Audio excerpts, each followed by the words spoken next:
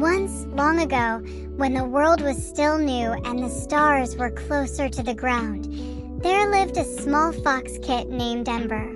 Ember had fur the color of sunset and a tail so fluffy it looked like he carried a little cloud behind him. He lived with his family in a den beneath the roots of the great oak, the tallest tree in the Whispering Valley. Every creature in the valley agreed the great oak was magic. Its leaves shimmered silver at night, and if you pressed your ear against its trunk after midnight, you could hear the tree humming old songs older than mountains. But Ember had never heard the songs.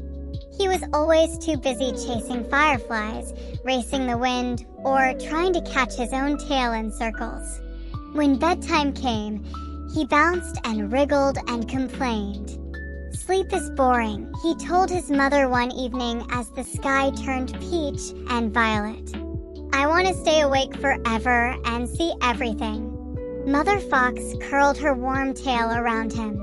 "Little flame," she said, "even the brightest fires need rest or they burn out. Tonight the great oak is going to tell its once-in-a-hundred-years story. Only those who are very quiet and very still can hear it. Will you try?"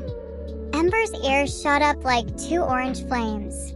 "A secret story from the tree itself? I'll be quieter than a snowflake." So Mother Fox carried him to the soft moss bed under the oak's roots. Father Fox, Grandmother Fox, and even sleepy Aunt Juniper curled up beside him. The whole family settled in, a pile of red and rust and white fur glowing in the moonlight. Ember tried his very best. He tucked his paws under his chest. He slowed his breathing. He even stopped his tail from twitching almost. At first, all he heard were the usual night sounds: crickets chirping, a nightingale practicing scales, the soft snore of Aunt Juniper. Minutes stretched like warm toffee. Then the wind stopped. The crickets paused mid-note. Even the stars seemed to lean in. A deep, slow humming rose from the ground itself. It vibrated through the roots, up through the moss, and into Ember's bones.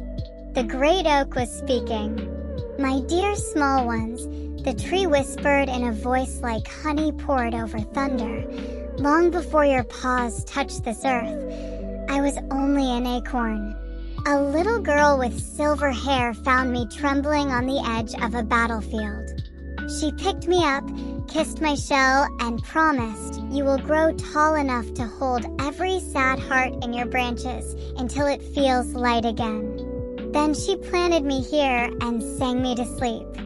Ember's eyes grew wide, but he did not move a whisker.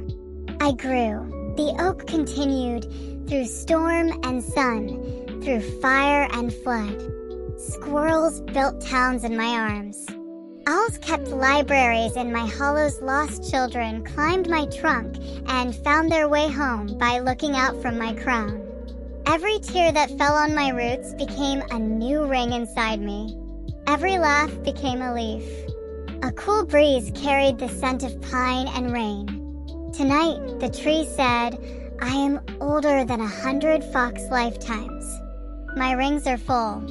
My leaves are tired. Soon I will rest, and a new acorn will take my place. But before I sleep, I want to give you a gift." The humming grew softer, deeper, until Ember felt it in his heart like a drum. "Close your eyes, little flame. Dream the dream I give you." Ember closed his eyes. Suddenly he was flying, not with wings, but with warmth. He soared above the valley and saw every sleeping creature glowing gently. The hedgehogs curled like chestnuts, the deer breathing silver mist, the badgers snoring in stripes. He saw his own family, their fur sparkling like embers in a safe fire. Then he flew higher, past the stars that were really the eyes of kind old giants watching over the world. One star winked and dropped a single spark. It floated down, down, down, and landed on Ember's nose. The spark whispered, "Courage for tomorrow's adventures." Ember felt it sink into his fur and become part of him forever. When he opened his eyes, dawn was just brushing the sky with rose-petal pink. The great oak stood silent again, but its leaves shimmered brighter than ever, as if it were smiling. Ember looked at his mother. "Did you hear the story?" he whispered. Mother Fox nuzzled him. "Every word. And you, my brave, quiet kid, heard it best of all." Ember yawned the biggest, happiest yawn of his life. For the first time ever, he didn't fight sleep when night came again. He curled into the moss, tail over nose, and dreamed of flying among friendly stars. And somewhere high above, the great oak kept watch, humming its ancient lullaby just loud enough for small brave foxes and small brave children to hear. Good night, little one. The tree is humming for you too. Close your eyes. Dream brightly. The stars are saving a spark just for you.